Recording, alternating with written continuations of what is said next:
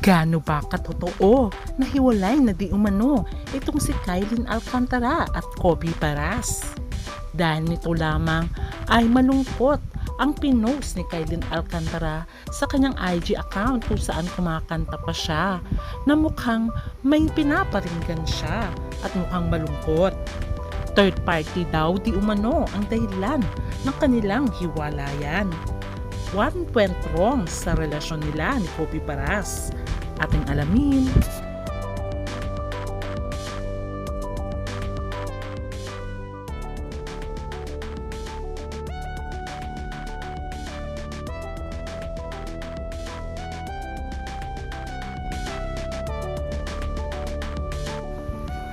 Lagi na lang controversial ang pangalan ni Kylin Alcantara when it comes to love.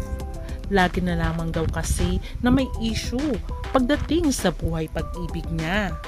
Akala ng lahat ay magkakaroon na sila ng forever ni Kobe Paras.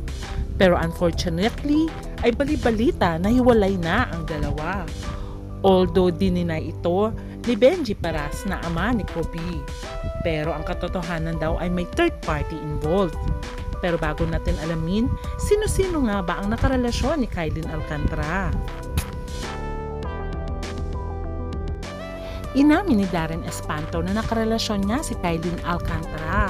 More than a year din ang kanilang relasyon. Unfortunately, sila ay nagkahiwalay. Hindi akalain nga ng mga fans na totoo palang may relasyon itong si Darren at si Kylin. At dito na napagtanto ng mga fans. Kaya pala nag-away itong si Cassie at si Kylin dahil kay Darren. Matatandaan na nagkaroon ng issue si Kylin at si Cassie. At sumunod na nalaman natin na nagkalabuan na nga si Mavi at si Kylin Alcantara. Matatandaan na naiugnay din ang pangalan ni Kylin Alcantara kay Miguel Tan Felix. Di umano na siya ang third party sa hiwalayan naman ni Tan Felix at ni Bianca Umali, na nagkaroon pa nga ng issue na may pinaringgan si Bianca na ahas. At ang tinutukoy ng mga fans, malamang si Kylin Alcantara iyon. Inamin naman ni Miguel Tan Felix na nakarelasyon niya si Bianca Umali at nakarelasyon niya rin si Kylin Alcantara. Dito na napagtanto ng mga fans na may katotohanan ang sinabi ni Bianca na may ahas talaga sa relasyon nila ni Miguel at iyon ay si Kylin. Dahil inamin na nga rin ni Miguel Tan Felix na nakarelasyon niya pala si Kylin Alcantara. Dumating naman sa buhay ni Kylin si Mavi, ang anak ni Carmina at Zoran Legazpi na kambal naman ni Cassie. Maugong-ugong ang balita dahil nga sa kontrobersyang bumabalot sa kanilang relasyon. Nagkasyo controlling daw ito si Kylin at nananakit. Kaya naman ang nanay ni Mavi ay may katanggol sa kanya. Walang iba kundi si Carmina Villarroel, kung saan ay nagparanigan pa nga sila sa kanilang social media accounts na Instagram. Unfortunately ay naghiwalay din si Mavi at si Kylin. After few months na paghihiwalay ay nakilala naman ni Kylin Alcantara ang walang iba kundi ang basketball heartthrob na si Kobe Paras. After few sightings sa kanila sa restaurant at sa ibang lugar, dininay ng dalawa na may relasyon sila. Until inamin na nga rin ni Kobe na girlfriend niya na nga si Kylin Alcantara.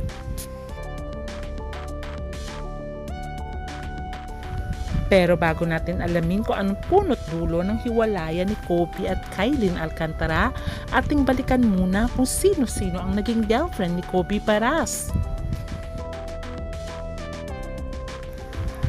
Unang nalaman natin na ang unang girlfriend niya na kanyang pinakilala sa social media ay walang iba kundi ang isang singer na si Gab Karen.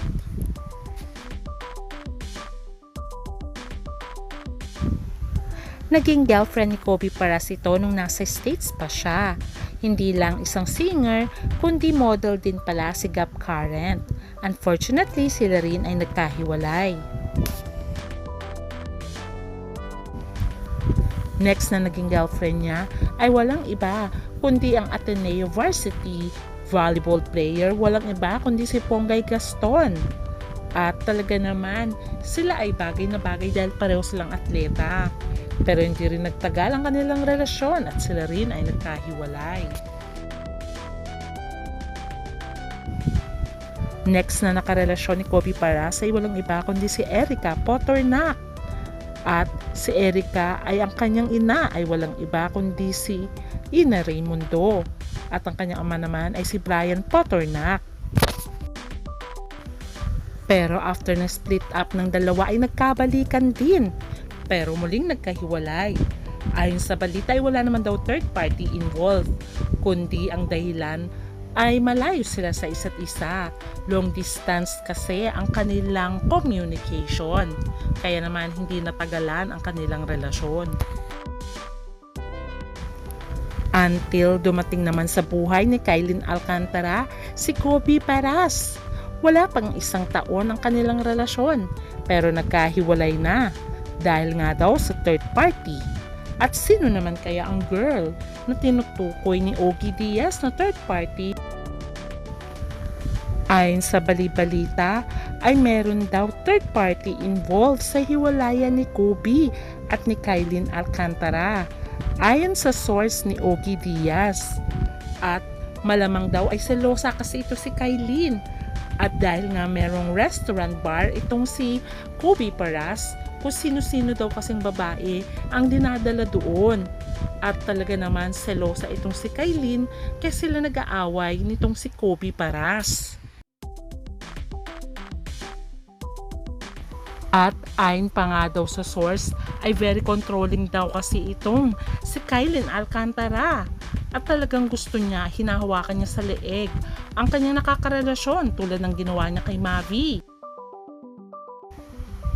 Mapapansin sa videong ito na ayaw talagang mag-TikTok nitong si Kobe Paras. Because of Kylene ay napilitan lamang ang kanyang boyfriend na mag-TikTok. Mapapansin na napasimangot dito itong si Kylene Alcantara nang sinabi ni Kobe na hindi siya talaga mahilig sa social media. Ayon nga sa balita ay hiwalay na nga daw talaga si Kylene at Kobe dahil binura na nila ang kanilang pictures sa kanilang Instagram account at tinira na lamang nila ang ilang photos kung saan meron silang endorsement. Pero ayon naman sa ama ni Kobe ay wala daw katotohanan yon. At nang tinanong nga si Benji Paras, ang sabi niya, ewan ko sa dalawang yan, pero kasama ko lang sila lately. Pero sabi ng mga netizens ay baka naman hindi totoong hiwalay na ang dalawa. At ang sabi naman ng iba ay may source nga daw si Ogie Diaz na nagsabing hiwalay na ang dalawa. Dahil sa endorsement, kailangan lang nila mag-pretend na okay pa silang dalawa.